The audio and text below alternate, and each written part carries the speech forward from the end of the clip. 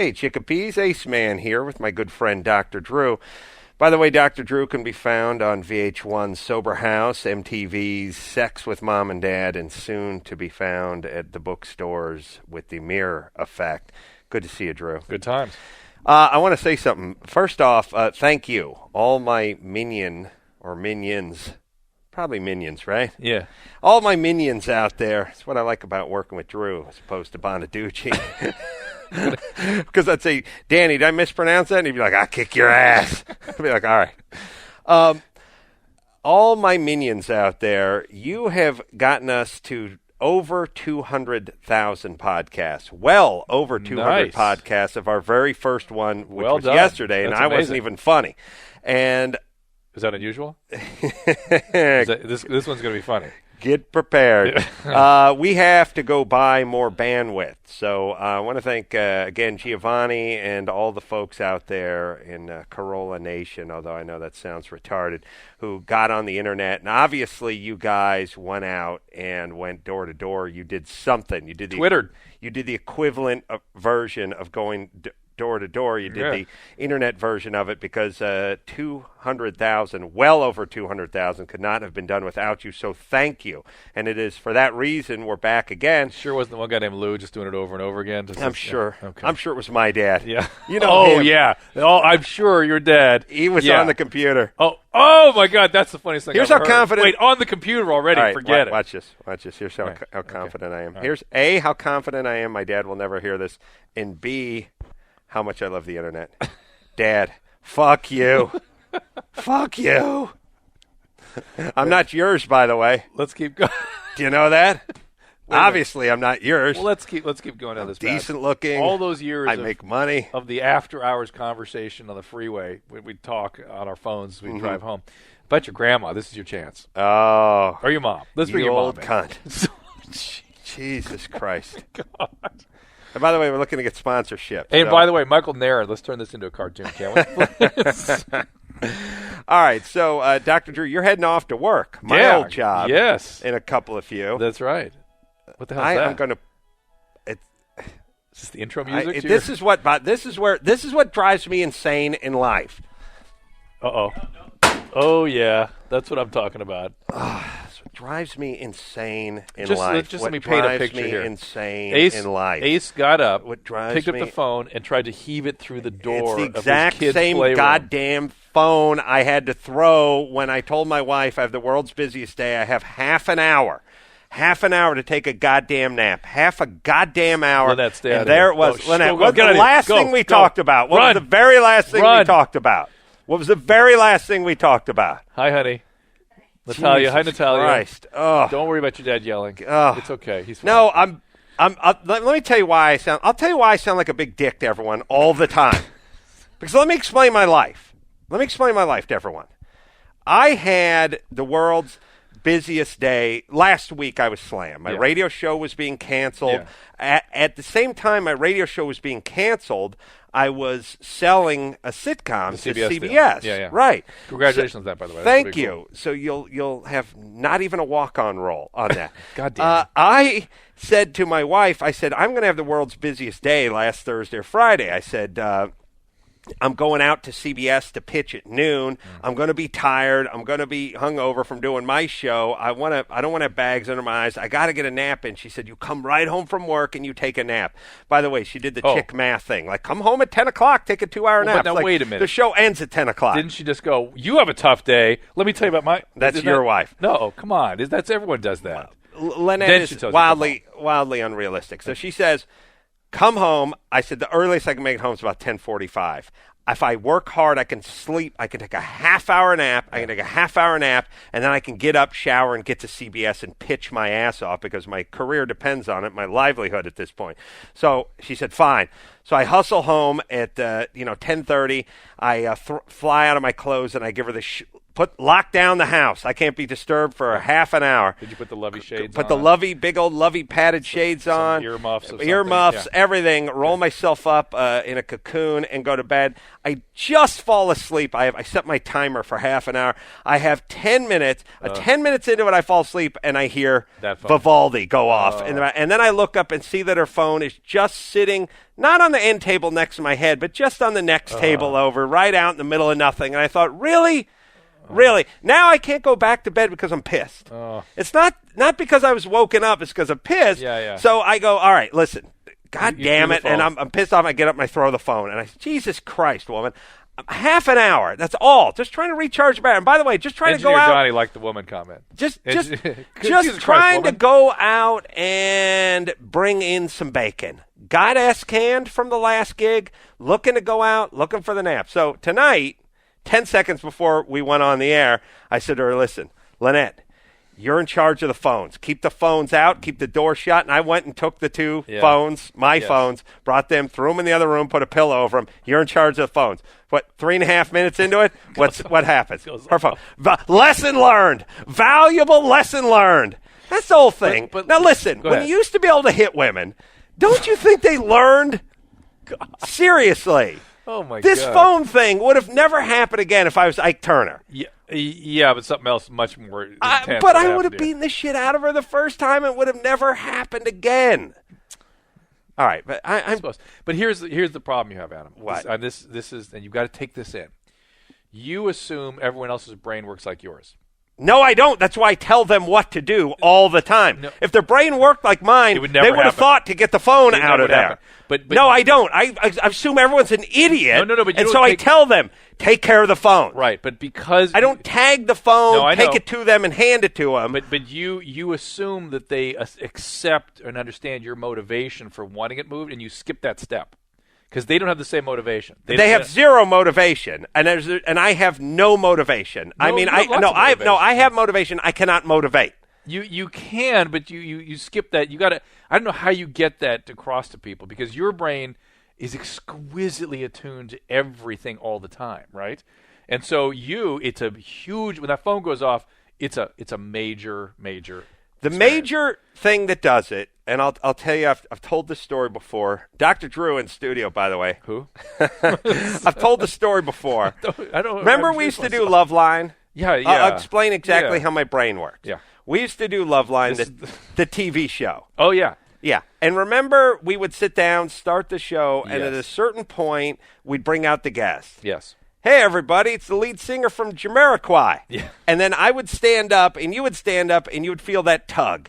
And that tug would be your mic pack popping off the small of your back and swinging between your legs like so much testicles when the guy came out. And then you would come off stage, and you would say to the sound guy, hey, man. Brian. Was that?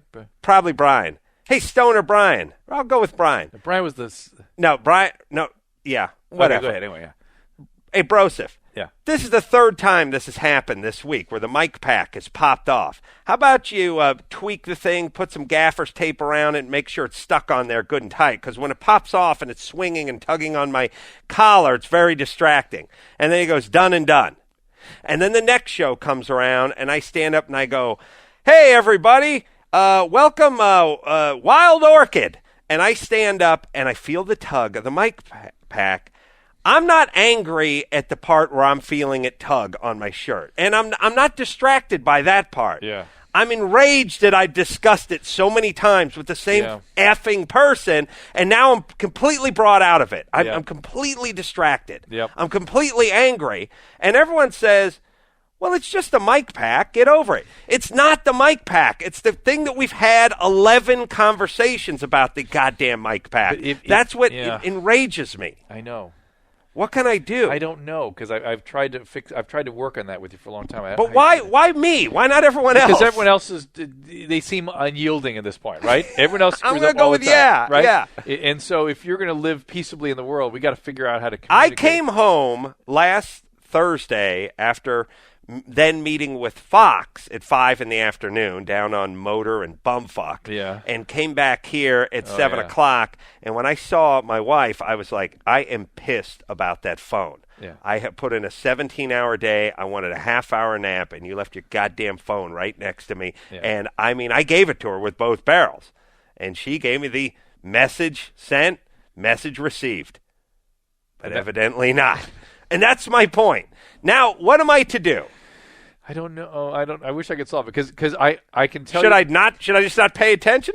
La-di-da, the phone's going off. Well, this is awesome in the middle of the goddamn podcast after I just discussed the phone. You know what it or is? should I just quietly get up and walk it over to the other side of the room or hope it doesn't happen again? You have to. And what Donnie's tone? evidently been through What this tone? too. What tone should my conversation? I'm wondering, like, what happens when your kids get older. You're Oh. worried about his wife right now. Oh, well, the kids just run for cover and smoke pot. Yeah, But, the they're boy's gonna going start- gay. start She's gonna slamming climb on a smack. pole and never Yeah, get off. Don't worry, there'll be a payback on that. What one. should my tone But- be, though? But you Pardon me. The It seems receiver, your phone once again. having come to understand, you have to be able to see it from your perspective, and so the like me or your wife. Right. And in order to have that priority in your head, you have to really receive and be acutely aware of how you're experiencing these things, so you're motivated to protect you against that.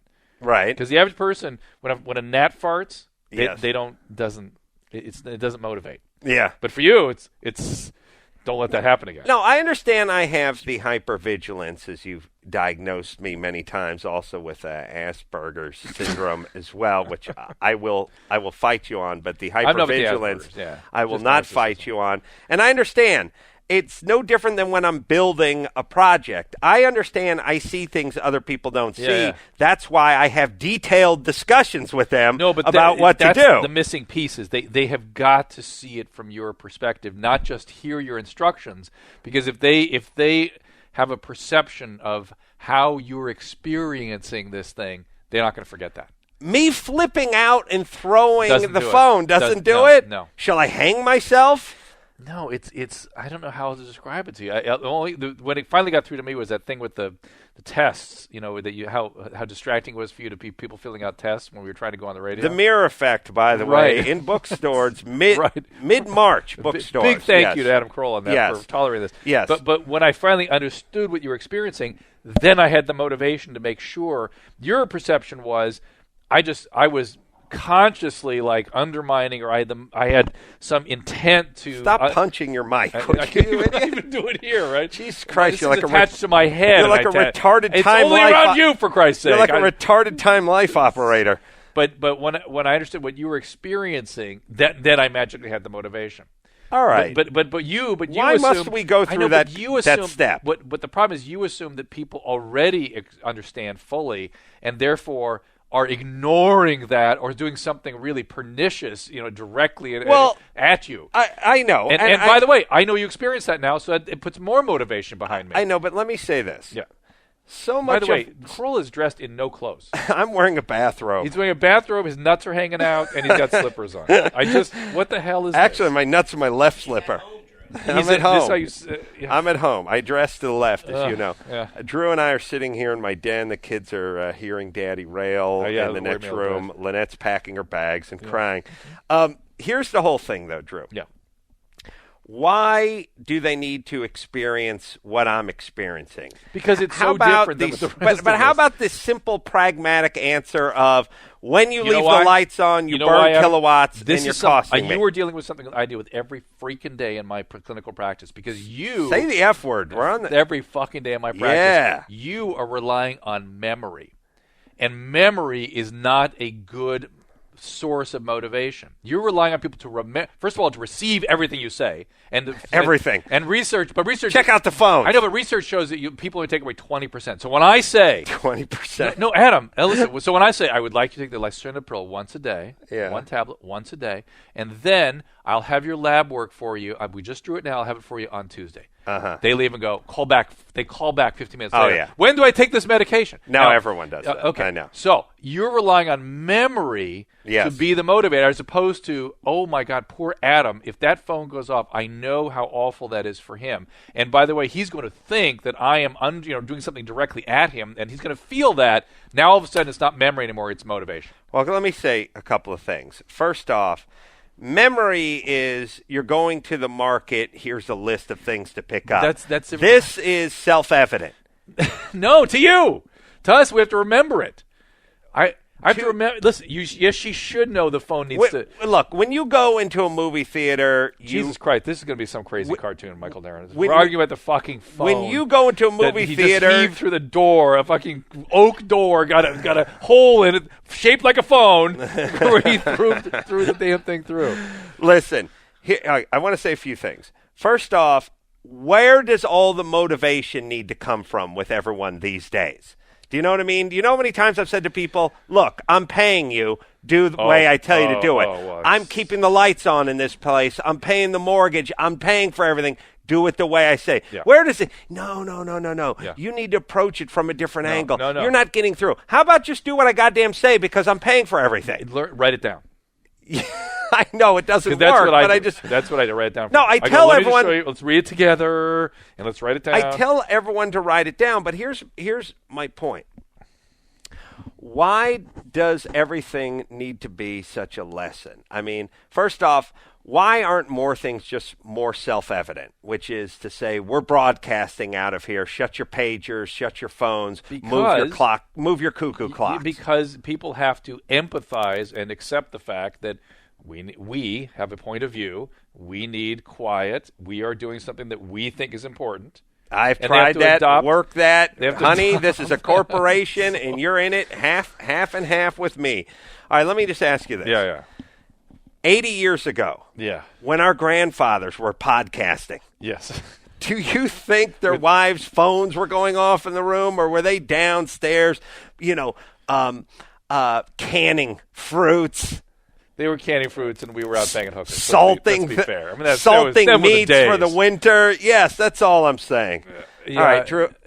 Donnie, how far into this thing are we? We haven't even talked about anything yet. 43. Jesus Christ. Shit, you could talk. Jesus. All right, so Drew, what is my new approach to make people think that the things that are important to me are important to them?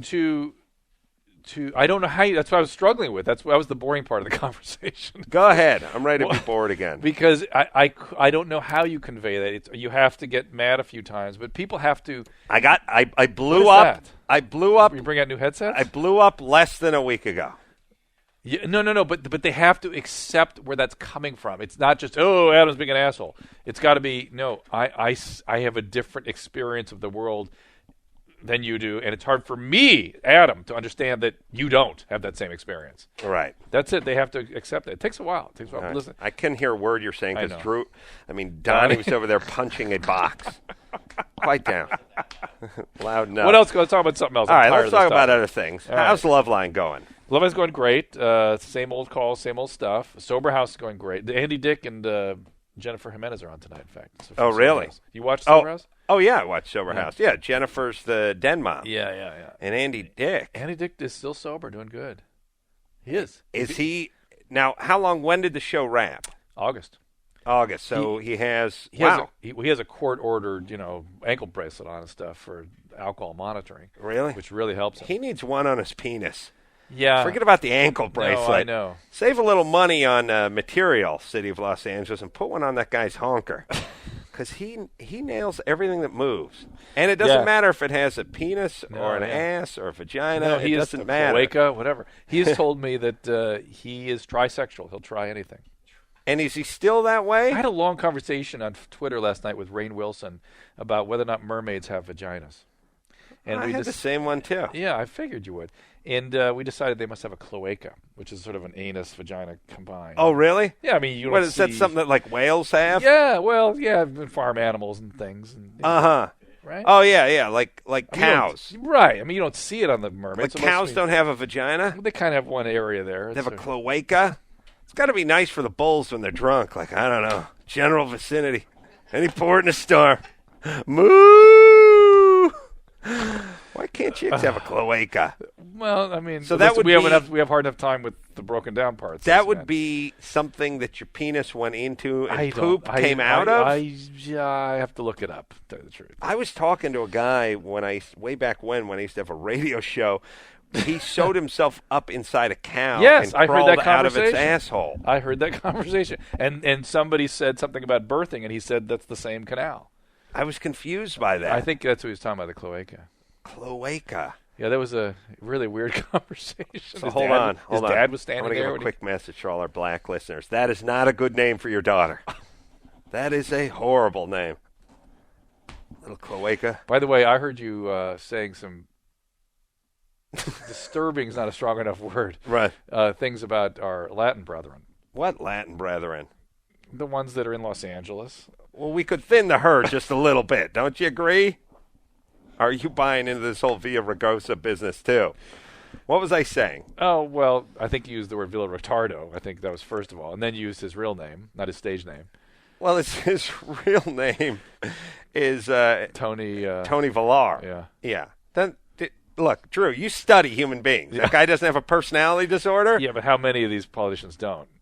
Oh, okay, so he can join the ranks Yeah. of the maniacal sociopaths with the personality disorders that are going to run this city into the effing ground? Yeah. That's awesome. Yeah. Look, here's all I'll put it this way. And everyone always thinks I'm racist. I'm not. I've said it 1,000 times. If our border was with Poland and there was a whole bunch of Polish people in this state and it was 50% Polish, and every time I called a bank, I got a Polish version. You know, I got the please hang on in Polish, and all the signs were written in Polish, and the top 5 stations in the United States were Polish, and the mayor was Polish. You don't think people would be saying, hey, let's back off the Polacks a little bit? Don't you think so-and-so enough is enough with the Polish? Here's the question I want to ask all the people, all the pussies, all the hypocrite pussies who think I'm racist and who won't send their kids to a public school out here in Los Angeles because they're unusable. You tell me, where's the ratio? We're at 50% Hispanic right now. You want to go higher? Where's the ratio? Well, do you remember that Prop 187 or whatever it was, where we finally decided we were going to teach English to people that are immigrated to this country? Remember that? Yes. And all the pussies got up and went, "Oh, this is going to destroy the lives. These poor course. children are your Now those Yeah. kids have jobs because they Yes. can speak 2 languages, and they're, Yes. they're enhanced by it. Of course. That I thought I want an apology from those people. And you I never do get too. that. I want an apology from every pussy and every apologist in this city. And by the way, not just this city, but every city. You're not allowed to have an opinion that makes you a racist. We're bordering a third world, and we won't beef up the border. So the third world spills into our world, and now I hear ranchero music blaring everywhere and no emphasis on education. And if I say anything, I'm racist. I would love a little. That's awesome. Ranchero countdown. Awesome. And by Can the we do way, that? you guys don't know. And by the way, who's racist? Because Via Retardo will get every vote simply because he has a Mexican surname. That's it. And once we get past 50%, well, then he's in, and he has to pander to his constituency, and then we have Mexico. And I don't know if you guys have read the papers, but Mexico's a dump.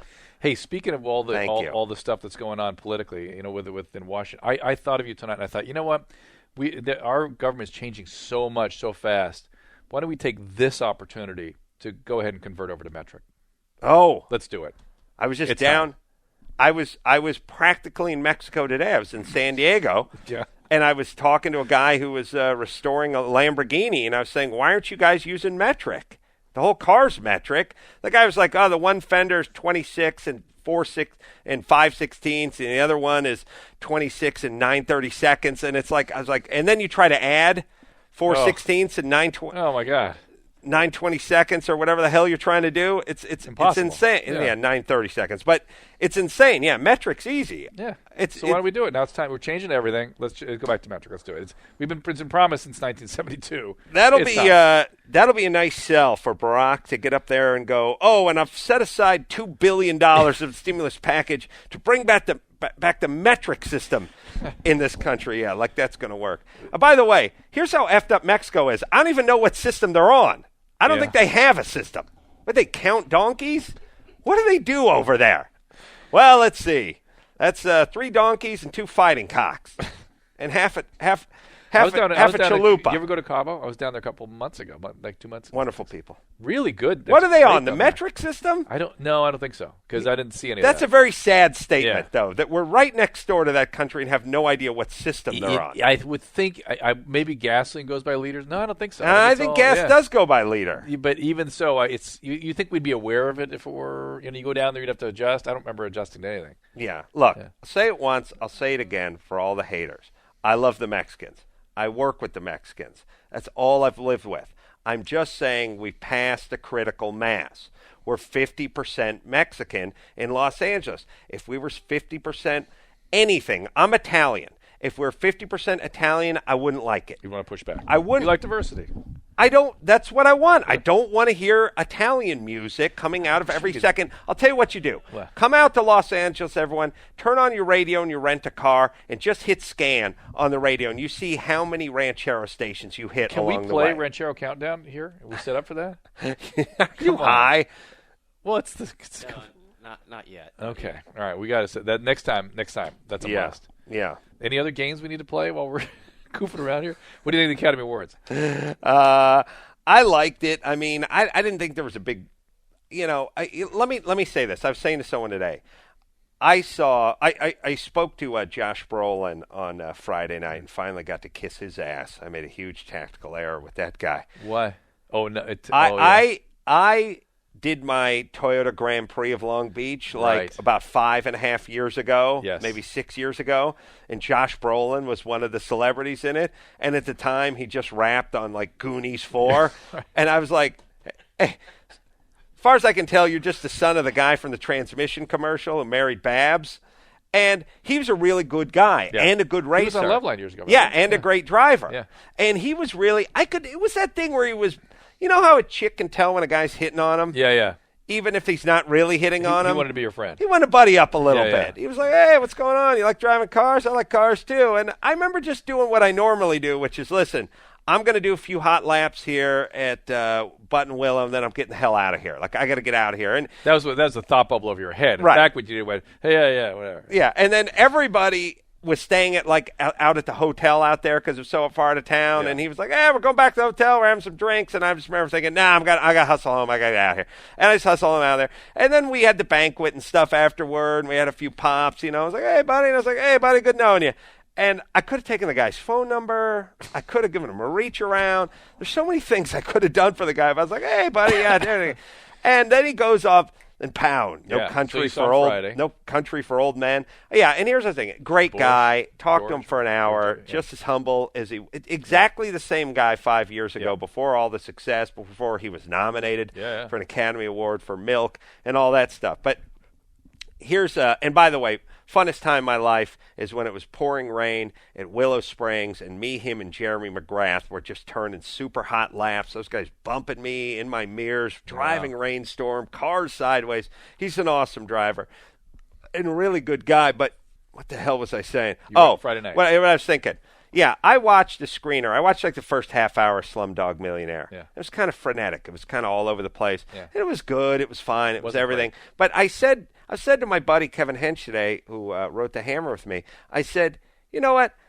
I saw 2 minutes of No Country for Old Men and got sucked in. Yeah. Immediately was into No Country for Old Men. Yeah. So as far as I can tell, I mean, The Wrestler was a good film. Slumdog Millionaire, good film. All these films, good. But I watched 20 minutes of the screener and then thought, you know what? I'm going to go yank it and go to bed.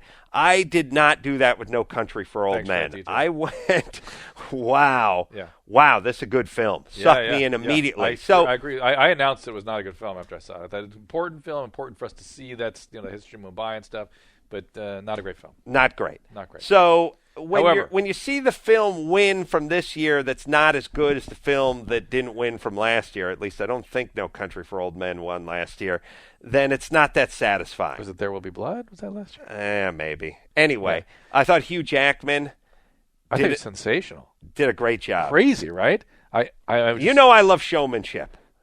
Well, you've been accused of not having any showmanship. Lacking showmanship. Yes. I know you have a huge appreciation for that, because that was the greatest insult you ever received. Right. Oh, I believe Wait, it was lacking showmanship. Neanderthal, was that the same guy? Yeah, it was Tom Shales. Oh. I'll never forget that review. Oh. I like the pomp and circumstance. I like the big grand. That's my point. It's like, hey, if something's not going to, if that show is not going to be a huge over the top show, what is? Right? I mean, Look, it's the Oscars that make it huge. Jon Stewart's a dear friend of mine, and I think the guy's hysterical. But if I want to see a guy just wearing a black suit and a tie stand up there and do an 8-minute monologue, I'll watch 30 minutes. Don't jump on me, Drew. Sorry. I'll watch The Daily Show. Yeah, Do you know what I'm saying? Yeah. That's fine, Late but I night. can see Jon Stewart tell jokes anytime I want. Right. I want the glitz, I want the glamour, I want all the stuff. I like that. No, let me say something. And the big and to have I didn't know Hugh Jackman had that kind of talent. I mean, that's massive talent he's got. Yeah. Oh yeah. I thought he was excellent. Yeah. Although does he have a great singing voice? Yeah, excellent. You've done musical theater. No, yes, I have. Did you get Wood? Yeah. And speaking of Wood, I was talking to a friend of mine, Kevin Hench, again today, and he said Hugh Jackman made a fist, pumped it in the air, and yelled the musicals back at least 128 times during the course of the broadcast. Yeah, that was a little weird. And his wife is a little frumpy. Ooh. Oh. Uh-oh. I'm just saying. Uh-oh. I'm just saying. Uh-oh. Well, You know what I mean? You know where I was? I was at the Elton John AIDS fundraiser. Yeah, listen, you didn't have to say AIDS. Just say Elton John. I think AIDS. I hear Elton AIDS. Anyway, and, those were a couple people that appreciated those kinds of Moments. Oh, I bet there were tears and semen everywhere. Jesus Christ. You need a slicker, and like a Gallagher concert in there. I had to question my own sexuality for about a minute there because I really, really liked that. I really did. I like the song and dance stuff. I like the musical. I was like a little tear. I was really into it. Drew comes from the stage, right? Yeah, I did a lot of stage stuff back in Oklahoma? Name, Fiddler on the Roof. Sure. World's greatest 15-year-old Tevye. Godspell. Oh, yeah. Yeah. Did they? Look at this guy. Day by day. Godspell. It's the 70s when we were doing this stuff. Give me a break. Wow. All right, so a good review for the Oscars. Not as good as I thought it would have been. There was sort of an ambivalent review in the LA Times this morning. I was really sort of PO'd. Isn't it sanctimonious, frankly. I thought the review was sucked.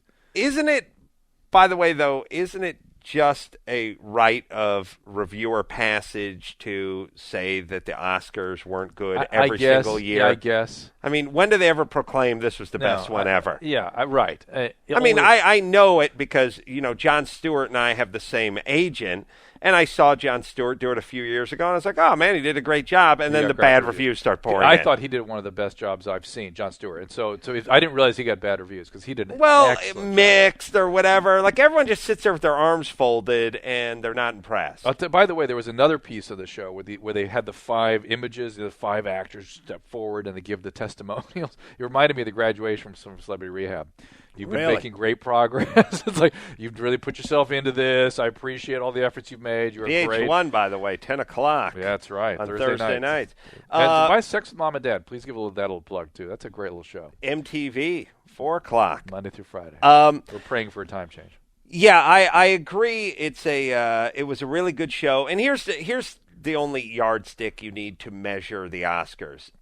Did it hold your interest? Did it go by quickly? Were you able to watch the entire thing? That's why I brought up the event I was at. It was a really cool event. I mean, it was crazy. I've never been anything like that. I mean, everyone that was not in the Oscar room at the Kodak Theater was over at John, either at Vanity Fair or Elton John's thing. So it was a pretty exciting environment. But even that, I couldn't tell if it was because I was in that environment or because the show was so damn good. I was into it from beginning to end. Did you see Elton AIDS? I mean, John? Did you see him? Was that a Freudian slip? Yes, I did. Did people bother you all night asking for T-cell counts and things like that? No, I didn't do any of that, no. They didn't want any triple cocktail? No, well, they might, but anyway. And then you did that and then went off to Loveline? Yep. Actually, I left Susan behind. And she because Elton performed, and I didn't have time to see that. And it was a really lovely evening. VH1, God bless you for letting me be a part of that. And Stryker was like, "Aren't you afraid someone's going to pick up on her?" I thought, nah. I had a sad realization as I was watching the. But that room there was only about 3 straight guys in the room. Yeah, and when you left, they were down. Yeah, I had a sad realization while I was watching the Oscars last night on a Sunday night. I thought, this is the first Oscars in the last 15 years, I haven't had a gig to go to, either later that night Wow. or at the crack of fuck the next morning. Right. Which always precluded me from going to any Oscar parties. When did you go? And to I some? sat there and I thought, wait a minute, this is the first time in 15 years I actually could have gone to an Oscar party, because every time before it's like, I got to hustle off. I can't get drunk. I Right. can't get that drunk. Right. I got to go do Loveline, or I got to wake up at 4:45. I can't do that. Instead, I just squeezed one out and went to bed. And I thought, wow, that is sad. The first night in 15 years I could have went to an Oscar party. Now, I don't want anybody to get the wrong impression there. It wasn't sad that he squeezed one out, because he would have squeezed one out before he went to the party Right. and when he got home from the party. Takes the edge off. Yeah, so really that's not what's sad. What's sad is that he squeezed one out and went to bed. Yeah. Very sad. Very sad. Does your wife ever get to participate in any of your I'll let her watch me beat self- off every your once in a while. self-immolation, your onanism? Does anybody? What should a 45-year-old man look like? What should their Donnie really seems Donnie- concerned about this. He's really Johnny worried woke up, about by the way, after 45 minutes. What do you want to know? Johnny, get on the mic there. Well, get on the mic. Donnie doesn't have a mic. He's got that mic there. It's not even plugged in. He can plug it in. I'll tell you what Donnie wants to He know. wants to know if you don't should need be to know, masturbating Donnie. so much. Is that what Donnie, he sits from an editing bay all day, let's so put he's it- 3 or 4 let's put times it- a day. Let's put it this way. At this point, should he be hitting the trifecta at 45 on a daily basis? Should he be masturbating 3 times a day? Is that the question? I'm just saying, How many times a week are you having sex with your wife? from a health standpoint, It depends on what's going on in his relationship. if it's How okay much with porn his he's relationship, watching. he's okay? Is it having consequences? What I'm trying to assess. No, it's just avoiding That's consequences. what I'm saying. It's still a consequence. and I have a lot of sex with my wife. All right. Well, It and doesn't she's affect good with him. it. It's okay. And she's good with it. She's Yeah. the right number of times a She'll week. tell me, all right, listen, get lost. Okay, so you're having to do that yourself. All How right, about some boundaries, though? My assistant Jay went over to the warehouse. I'm telling him now. My assistant Jay, who has the keys to the warehouse, in the middle of the day, in the middle of the week, went over there to go get something for me out of the warehouse. Let's set the scene. He's like, it's locked up, padlock, and the whole Yes, thing. yes. Yeah, Donnie was right in my office, with my new Oh, carpet, humanity. in my ergonomically correct chair, and my brand Forward new or back? my brand new $8,000 Macintosh, which he said he needed for editing. Not so sure anymore. Listen, Drew, in my defense, Oh, please. All right. this VCR in our apartment, and it was like, VCR? Yes, we're very rare. He's splooging all Oh, He did? He did? Are you kidding me? Yes. How dare you? All over the VCR. I didn't say anything. What do you? Oh, the remote. Oh, well, maybe the remote. Wait. But he didn't say anything. I'm like, Well, what do you want me to do? Leave a Post-it? he couldn't wipe it Why'd you off. put it in the bathroom? You put the VCR player in the bathroom. What do you expect? You know what? Right? I didn't- bet it was in the didn't- bathroom, wasn't it? I didn't come here to be insulted. Because where the VCR is in those days, that was the jack room. Yes, Right? yeah. You should have put the VCR in the shower. Right. I agree with See? Dr. Drew. All right, Drew. Let's give I gotta give go you do radio. a last plug. I can't self-edit in this internet thing. This is not good. VH1, 10 o'clock, Thursday night, Sober House, MTV, Sex with Mom and Dad. Oh my God. Also, The Mirror Effect, a new book. Yeah, please show me some love with the Mirror Effect, because that's an interesting book. It's about it's sort of a different look at why we're so preoccupied with celebrities. Mid-March, by the way, in And Sex bookstores. with Mom and Dad. That's an important show. And Check it out. let me say this, and Drew and I have spoken about this off the air. I believe this is the future, because we couldn't do this on terrestrial radio. We just This couldn't. conversation with No, Donnie we and, couldn't and have the, it. and the Siemens strings Flying off the frickin' everywhere. VCR. And we'd have to have. I don't know how much that went out on the internet, by the way, We'd- but I'm happy to hear that it was off mic. We'd have to hear commercials about it. We'd have our program director yelling at Yes, us. we And would. the only way we can keep this going is people like you. Over 200,000 Wow. downloads. Over 200,000. You keep that going. We'll get Drew and guests in here. We'll get some production. We'll get We'll get Donnie a lobster bib so we can have at it over in the corner and we can focus on the show. It'll be awesome. We'll get the VCR remote scotch guarded. I mean, it's Oh, you, my God. it's your people, it's our people. We it's need to be my able to army. interact too. We need to get some calls. going, Absolutely. so I'm going to work on Skyping, Skype. I I'm going to work chats. on your questions. You guys did a magnificent job yesterday. Keep it going. Tomorrow, Teresa and Ball Bryan are going to be back in Yeah. here for a reunion. Look forward to that. And until then, this is Adam Carolla for Dr. Drew. Who? And the wheeze. Saying mahalo. Saying mahalo. Saying mahalo. Saying mahalo. Saying mahalo.